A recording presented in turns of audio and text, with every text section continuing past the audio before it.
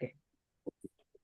ఈరోజు మనము సరే మొన్నటి దాకా ఆ, షిరిడి సాయిబాబా గారు మనం చెప్పుకున్నాం కదా. షిరిడి సాయిబాబా గారి యొక్క ఆ, విమోచనము అంటే మోక్ష సాధనలో ముఖ్యమైన ఘట్టము తన గురువు గారితో ఏ విధంగా జరిగింది, ఇవన్నీ బాబా గారు చెప్పారు. అది మనం తెలుసుకున్నాం కదా. ఈవేళ గోఖలే గారి భార్య ఉపవాసము ఏమిటో చూద్దాం. అయితే బాబా ఎన్నడూ ఉపవసించలేదు. ఆయన ఎప్పుడూ కూడా ఉపవసించలేదట. అంటే ఎప్పుడు ఏదో ఒకటి తిన్నారు. ఇతరులను కూడా ఉపవాసము చేయనిచ్చేవారు కారు. చూడండి, ఉపవాసం చెయ్యండి అని ఎవరికి ఎప్పుడు చెప్పలేదు ఇతరులకు. ఒకవేళ ఎవరైనా చేస్తున్నా కానీ చేయనిచ్చేవారు కారట. ఏమిటో దాని యొక్క ఆంతర్యము చూద్దాం. ఉపవాసము చేయి వారి మనస్సు స్థిమితముగా ఉండదు.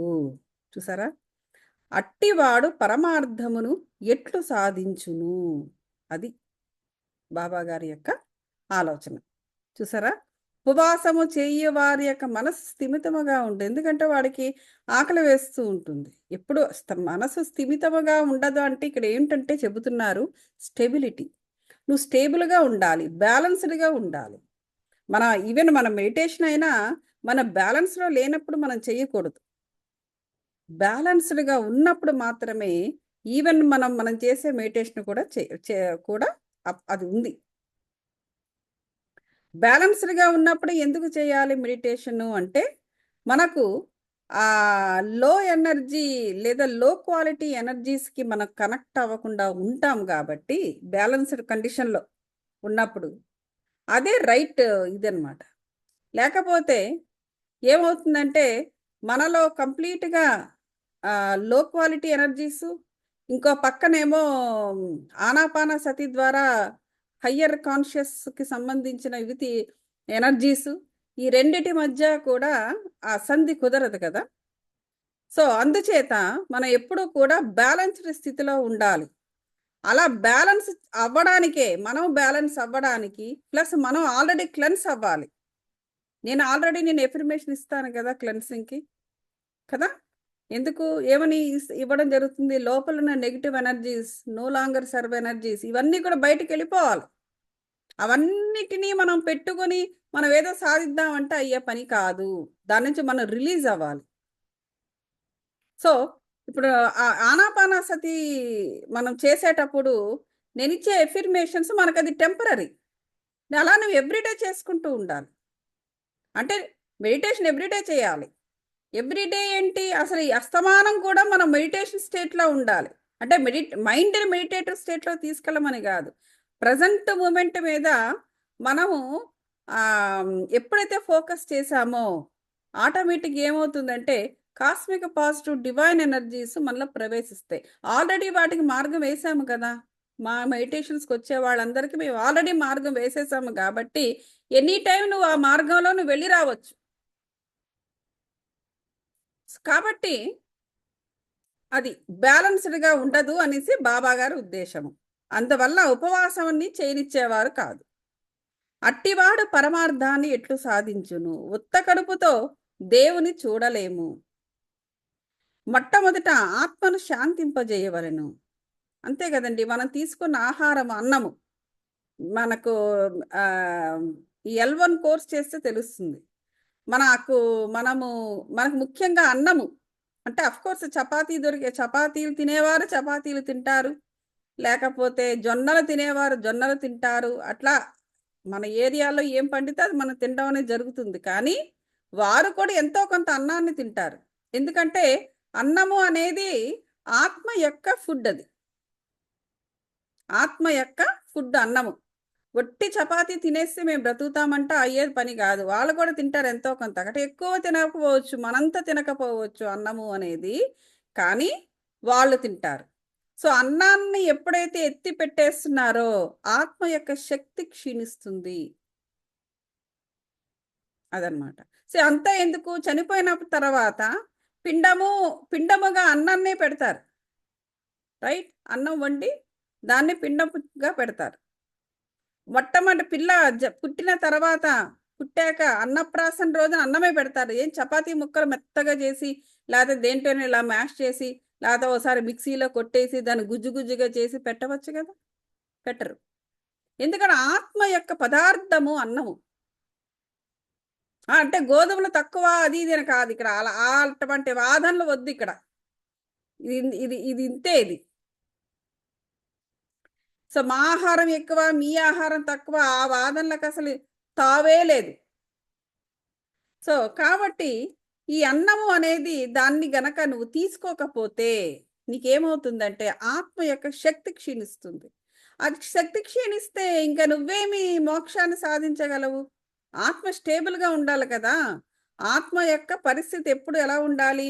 బ్యాలెన్స్‌డ్‌గా ఉండాలి. నువ్వు ఫుడ్ తీసుకోకపోతే, అన్నము తినకపోతే ఆ బ్యాలెన్స్ తప్పుతుంది.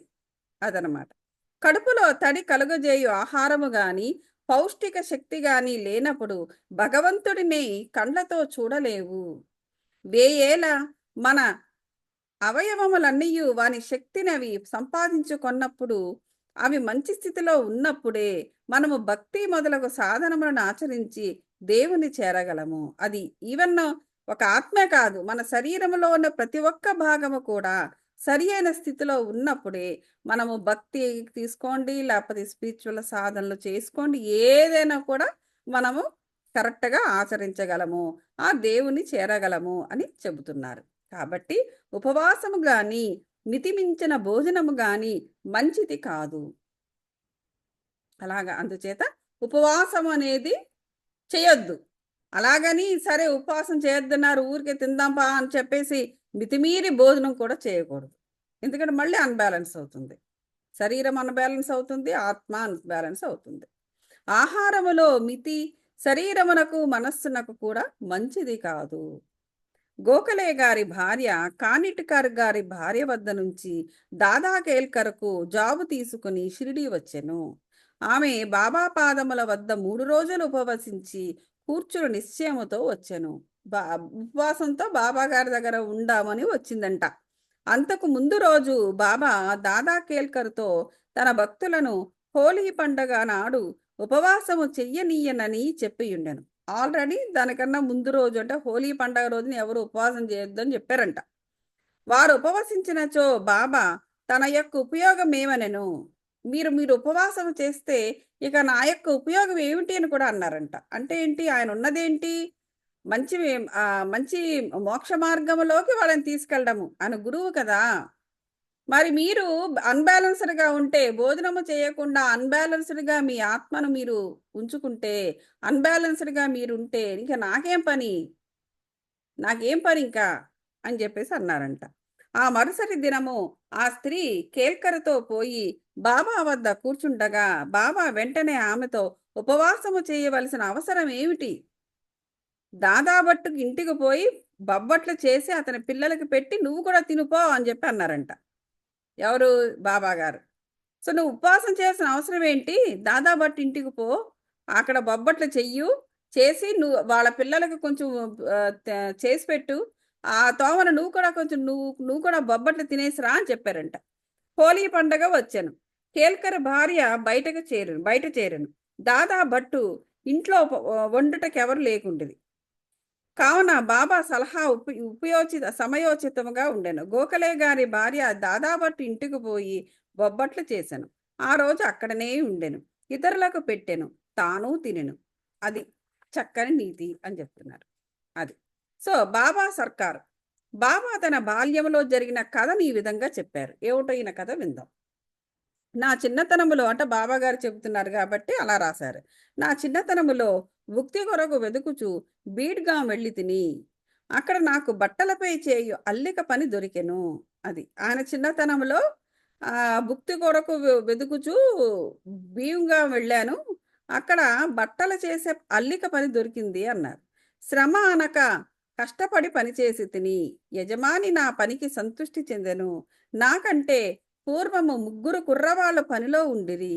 మొదటి వానికి రూ. 50, రెండవ వానికి రూ. 100, మూడవ వానికి రూ. 150.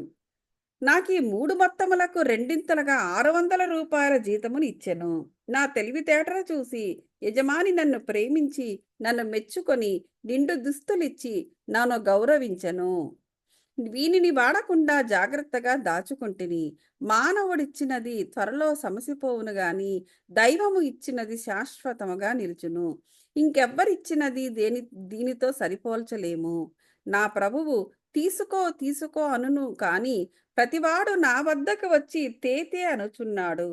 నేనేమి చెప్పుచున్నానో గ్రహించువాడొక్కడునూ లేడు. నా సర్కారు యొక్క ఖజానా అంటే ఆయన యొక్క ఖజానా ఏముంటుంది? బాబా గారి ఖజానా డబ్బులుంటాయా? లేకపోతే బంగారం ఉంటుందా? ఆధ్యాత్మిక ధనము. నా ఖజానా, నా సర్కారు యొక్క ఖజానా, నా సర్కారంటే ఆయన యొక్క గురువు. నా సర్కారు యొక్క ఖజానా నిండుగా ఉన్నది. అంటే ఆధ్యాత్మిక ధనముతో నా నా సర్కారు నా నా ఖజానా నిండుగా ఉన్నది. అది అంచు వరకు నిండి పొంగిపోవచున్నది. నేను తవ్వి ఈ ధనమును బండ్లతో తీసుకుపొండు. సుపుత్రుడైన వాడు ఈ ద్రవ్యమునంతయు ఆచుకొనెవలెను అనుచుండెను. నా ఫకీరు చతురత, నా భగవాని లీలలు, నా సర్కారు అభిరుచి మిగుల అమోఘమైనవి. నా సంగతి ఏమి? శరీరము మట్టిలో కలియును, ఊపిరి గాలిలో కలియును. ఇట్టి అవకాశము తిరిగి రాదు. నేనెక్కడికో పోయేదను, ఎక్కడనో కూచుండెదను. మాయ నన్ను మిగిల బాధించుచున్నది. అయినప్పటికీ నా వారి కొరకు ఆతురత పడదెను. ఎవరైనా నేమైనా సాధన చేసినచో తగిన ఫలితము పొందెదరు. ఎవరైతే నా పలుకులను జ్ఞప్తియందుంచుకొనెదరో వారమూల్యమైన ఆనందమును పొందెదరు. సో ఇక్కడ ఏం చెప్తున్నారంటే బాబా గారు అలా అంటూ ఉండేవారంట. ఎందుకంటే మనుషులు ఎట్లా ఉంటారు? జనరల్‌గా ఏదో ఒక కోరికతో ఉంటారు. ఆ కోరికలన్నీ కూడా అందులో ఏ ఒక్క కోరిక కూడా శాశ్వతమైన కోరిక కాదు. అప్పటికప్పుడు షార్ట్ బెనిఫిట్స్ అనమాట. ఏదో ధనం కావాలనో, లేతే వీడి మాట వినాలనో, ఏదో ఇవే ఉంటాయి. అందులో ఏ ఒక్కటి కూడా ఆ ఆత్మతో చివరి వరకు ఉండేది కాదు. తనతో తీసుకు వెళ్ళగలిగేది కాదు. సో, అటువంటి తాపత్రయాలతో 24 గంటలు ఉంటారు మానవులు. సో, దానికి ఆయన చెబుతున్నారన్నమాట. ఏం చెబుతున్నారంటే, ఒకసారి చిన్నప్పుడు ఆయన పనిలో చేరితే, ఈయన చేసిన పనికి ఆ యజమాని మెచ్చుకొని ఎంత తనకన్నా ముందు కుర్రాళ్ళకి తక్కువ డబ్బులే ఇచ్చాడు. అంటే ఏంటి? ఆ రోజుల్లో అలా ఉండేదనమాట. ఒక ఫిక్స్‌డ్ జీతాలనేవి ఉండేవి కావు. నీవు ఎంత పనిగాడివైతే నీకంత జీతము. తెలివి ప్లస్ టైంకి చేసేయగలగడము, లేకపోతే ఆహ్, ఒక పనిని లాభం రూ. 1 దగ్గర రూ. 2 లాభం తీసుకురావడము, ఇట్లాంటివేవైనా ఎక్స్‌ట్రా స్కిల్స్ ఉన్నప్పుడు కొంచెం ఎక్కువ డబ్బులిచ్చేవారు. అవేవీ లేకుండా చెప్పింది అలా చేసేసి ఊరుకునేవారికి తక్కువ జీతం ఉండేది. ఇలాగనమాట వారి యొక్క ఇదిని బట్టి ఈ జీతాలనేవి ఆ యజమాని ఏదో ఆనందంతో ఇస్తా ఉండేవాడనమాట. అలాంటి పరిస్థితిలో బాబా గారి యొక్క జీతము రూ. 600. ఎట్లా? ఆయన తెలివితేటలు ఇవన్నీ కూడా అనమాట. సో, ఎప్పుడు కూడా ఇతనికి నిండు దుస్తులిచ్చి గౌరవిస్తూ ఉండేవాడు. తలపాగా, ఇట్లాంటివన్నీ కూడా ఇచ్చి. అయితే బాబా గారు అవన్నీ వాడకుండా జాగ్రత్తగా దాచుకున్నారు. ఎందుకు? బాబా గారి యొక్క ఆలోచన ఏంటంటే, అది ఆ దైవమే ఆ మానవ రూపంలో తనకు ఇచ్చుచున్నది అని. ఎందుకంటే మిగతా వాళ్ళందరికీ అటువంటి ట్రీట్మెంట్ లేదు. ఓన్లీ ఈయనకే ఆ ట్రీట్మెంట్ ఉంది. ఈయన యొక్క స్కిల్స్ మామూలు మనుషుల యొక్క స్కిల్స్ కన్నా అధికముగా ఉన్నవి బాబా గారివి. అందరిది ఒకటే ఏజ్ అయినప్పటికీ ఒక పిల్లాడు ఒకలాగా, ఒక పిల్లాడు ఇంకొకలాగా తమ స్కిల్స్‌ని చూపిస్తారు. సో, అవి ఎక్కడి నుంచి అంటే ఆ ఆత్మ యొక్క లక్షణం అది. సో, అది పరమాత్మ యొక్క లీల అది. సో, కాబట్టి ఇది నేను చేసే పనికి ఏది తనకి సంప్రాప్తమైనా అది దేవుని వల్లే తనకొస్తుందని నమ్మే బాబాగారు గాబట్టి, వాటిని జాగ్రత్తగా దాచుకుని, ఆ దుస్తులను దాచుకుని, వాడకుండా దాచుకుంటేవారు. సో, ఈయన ఏమనేవారు? మానవుడిచ్చేదైతే సమసిపోవును గాని, దైవమిచ్చేది శాశ్వతముగా నిలుచును. సో, దైవము ఇచ్చే ఏదైనా సరే శాశ్వతంగా ఉంటుంది. ఆ రోజు నీకు భోజనం దొరికింది. అది దైవం నీకిచ్చింది ఆ భోజనము. సో, నీకెప్పుడో దైవం నీకు ఆకలి అనంగానే నీకేదో ఒకటి సమకూరుస్తుంది. అది శాశ్వతమైనది. అలా మానవుడు చేస్తాడా? ఏదో మనసుంటే నీకింత పెడతాడు, మనసు లేనప్పుడు నువ్వెవరో అన్నట్టు వెళ్ళిపోతాడు. నువ్వెవరో తెలియనట్టు బిహేవ్ చేస్తాడు మానవుడు. ఏదో మనసు కలిగిందనుకో వాడేదో కొంచెం హాయిగా, ఆనందంగా ఆ టైంకి ఉంటే, వాడికి కావాల్సినవన్నీ దొరికిపోయి ఆనందంగా ఉంటే, పిలిచి రండి, రండి అని పిలిచి కాఫీలు, టీయాలు పోస్తారు. లేకపోతే నువ్వెవరో అన్నట్టు చూస్తారు. అది మానవుని యొక్క లక్షణం.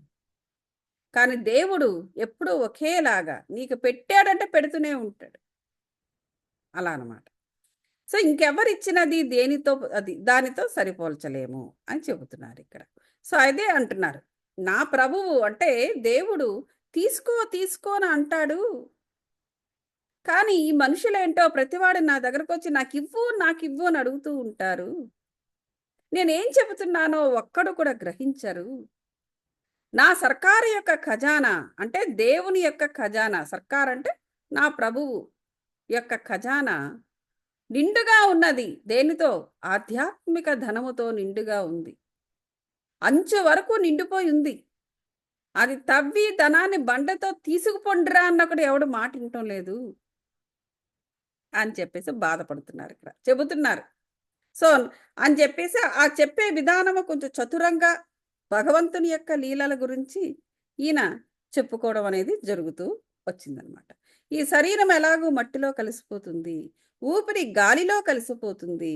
అటువంటప్పుడు మళ్ళీ మళ్ళీ అవకాశం వస్తుందా? ఈ ఆధ్యాత్మిక ధనాన్ని పట్టుకుని దేవుడు తిరుగుతున్నాడు. నేను తిరుగుతున్నాను. ఇంకా నేను ఎన్నాళ్ళుంటాను? నేనెక్కడికో పోతాను కొన్నాళ్ళకి. అంటే ఇంకా అవతారం చాలించిన తర్వాత ఆయన ఎక్కడ ఉంటాడు ఆత్మరూపంలో. ఎక్కడనో కూర్చుంటాను నేను. మాయ నన్ను ఇంకా బాధిస్తున్నది.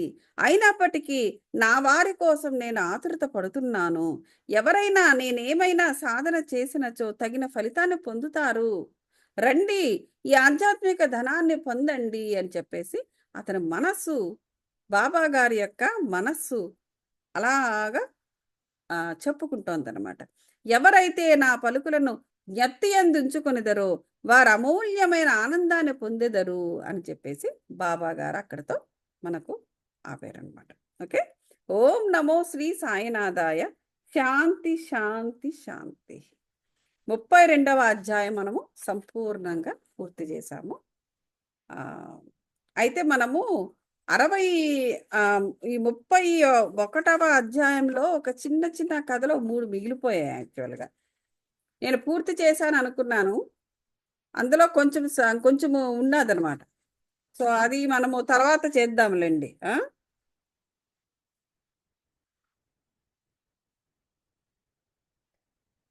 అది కథ. ఇంక మనకు టైం అవుతుంది. ఇంకా 10 మినిట్స్ ఉంది 9:00కి. అయినా మనం మెడిటేషన్ చేసేద్దాం. Okay masters. అందరూ కూడా సుఖాసీనుల కండి. వెన్నెముక నిటారుగా పెట్టి, దృష్టి ఊర్ధ్వముఖంగా ఉంచి కండ్లు మూసుకోండి. 2 అరచేతులను ఓపెన్ పామ్స్ పెట్టి బ్రహ్మముద్ర గాని, వ్రేళ్లలో వ్రేళ్లు కానీ దూర్చి కూర్చోండి మాస్టర్స్. కాళ్ళు 2 మడత పెట్టుకోండి. కనుబొమ్మలు 2 ఆకాశాన్ని కాస్త చూస్తున్నట్లుగా కొంచెం తల పైకెత్తండి మాస్టర్స్. దృష్టి ఎప్పుడు ఊర్ధ్వముఖంగా ఉండాలి. కిందకు ఎప్పుడు కనెక్ట్ అవ్వద్దు.